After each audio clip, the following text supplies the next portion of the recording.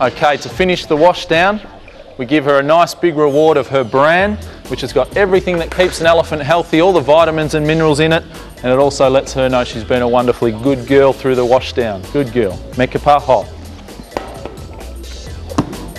Good.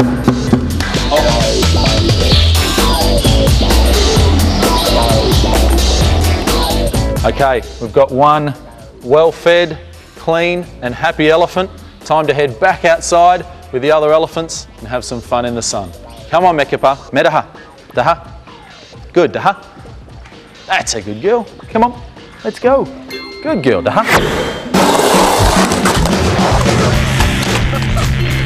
Bill Fonseca spends his days at skate parks and extreme sports events, taking artistic photos of the coolest tricks. That would be a pretty top job.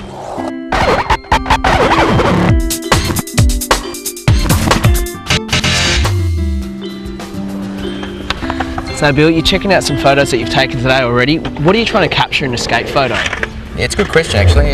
What I'm trying to capture is actually trying to get the skater in its full frame, the peak of the trick, making sure that everything's spot on with camera wise and all that sort of thing as well. Yeah. And so you're also trying to get sort of an artistic look to the photo as well? Absolutely. The artistical side of things at the moment these days is really important for the for magazines.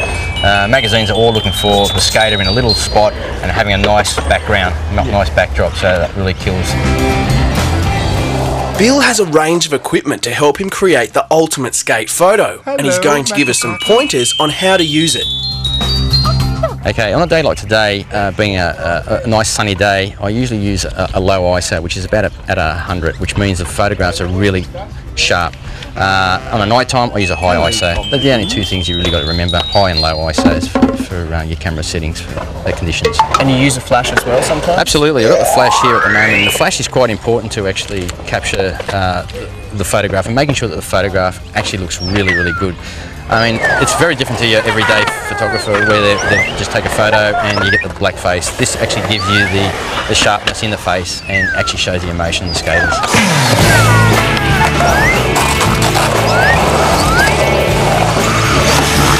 And now the lenses are pretty important as well? Absolutely, the lenses are very important actually. This particular one is actually a fisheye lens.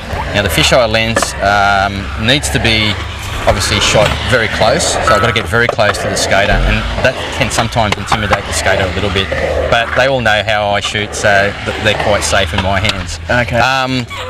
There is a long lens that I tend to use as well, but I normally use a fisheye lens. Is there anything that skate photographers should try to avoid? Yeah, one thing to try and avoid in particular in a photograph would be to actually cutting any limbs off, any of the boards off, any of the tricks that they have never or didn't land. Don't ever publish any of those sort of things. So I learnt the hard way doing that in the early years.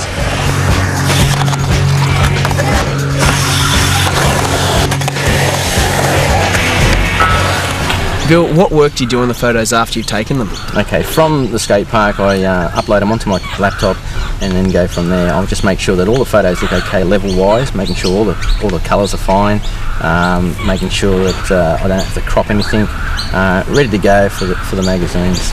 Yeah, cool. So it looks like we've got a couple of guys here. Want to check out their photos? These photos from today? Yeah. Yeah, there's a couple in there. That is awesome. That's sweet. Yeah, there's one of you there and there's one of Damo just there.